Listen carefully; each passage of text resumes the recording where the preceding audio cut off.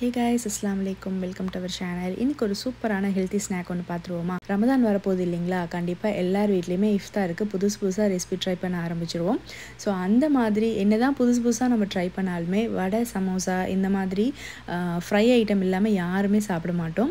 அதுவும் பொதுவாக நோன்பு கஞ்சிக்கு வந்து சமோசா, வடை இதுதான் வந்து எல்லாருமே ப்ரிஃபர் பண்ணுவோம். அதிகமாக நம்ம வந்து எடுத்துக்கிறது இந்த மாதிரி ஃப்ரை ஐட்டம் தான் சாப்பிடுவோம் இல்லைங்களா? ஸோ இந்த ரெசிபியை கண்டிப்பாக நீங்கள் ஒரு இஃப்தார்லையாவது ட்ரை பண்ணி பாருங்கள். உங்களுக்கு ரொம்ப பிடிக்கும். அது ரொம்ப கிறிஸ்பியாக ஹெல்த்தியாக செஞ்சு கொடுத்தோம் அப்படின்னா வீட்டில் எல்லாருக்குமே பிடிக்கும். ஒரு கப் அளவுக்கு கடலைப்பருப்பு ஊற வச்சு அதை மிக்சர் கிரைண்டரில் எடுத்துக்கிட்டேன்.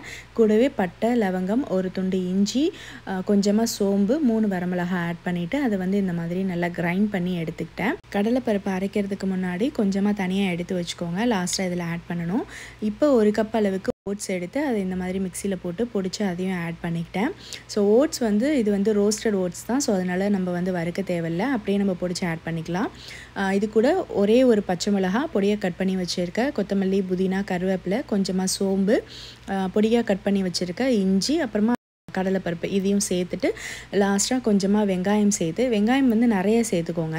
தேவையான அளவுக்கு உப்பு சேர்த்துக்கோங்க. சேர்த்துட்டு இது எல்லாத்தையுமே மிக்ஸ் பண்ணிக்கலாம். வெங்காயம் நல்லா பொடிசாக கட் பண்ணி ஆட் பண்ணிக்கோங்க. எந்த அளவுக்கு நம்ம நிறைய சேர்க்குறோமோ ரொம்ப டேஸ்ட் நல்லாயிருக்கும். ஸோ அதனால் வெங்காயம் வந்து முடிஞ்ச அளவுக்கு நிறைய சேர்த்துக்கோங்க. சேர்த்துட்டு நல்லா பிசைஞ்சு விட்டுருங்க.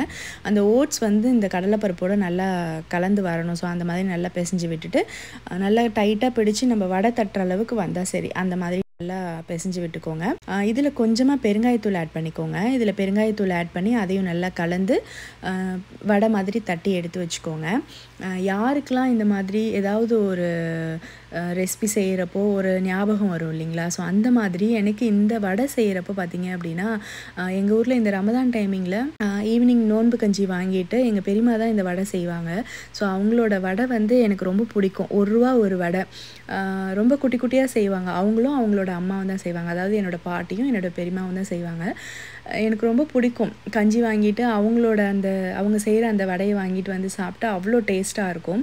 ஸோ இந்த மாதிரி நம்ம ஒரு பொருள் செய்கிறப்போ, ஒரு ரெசிபி செய்கிறப்போ ஒருத்தவங்களோட நினைவு வரும் இல்லைங்களா? அந்த மாதிரி யாருக்காவது இருக்கும். எந்த ரெசிபி செய்கிறப்போ ஒவ்வொருத்தவங்களோட நினைவு வரும் அப்படின்னு சொல்லிட்டு யாருக்காவது இருந்தால் கமெண்ட் பண்ணுங்கள். எனக்கு இந்த வடை செய்கிறப்ப எனக்கு என்னோடய பெரியம்மா ஞாபகம் தான் வந்துச்சு. ஸோ அவங்க இப்போ இல்லை. அவங்க செய்கிற அந்த வடை எனக்கு வந்து ரொம்ப பிடிக்கும். அது மாதிரி யாருக்காவது நினைவுகள் இருந்தது அப்படின்னா கண்டிப்பாக கமெண்டில் ஷேர் பண்ணுங்கள். ஸோ இந்த மாதிரி நம்ம நிறைய எண்ணெய் சேர்த்துட்டு நம்ம தட்டி வச்சுருக்க வடையை சேர்த்து பொரித்து எடுத்துடலாம். 2 பக்கமும் நல்லா செவந்து வந்ததுக்கப்புறம் எடுத்துருங்க.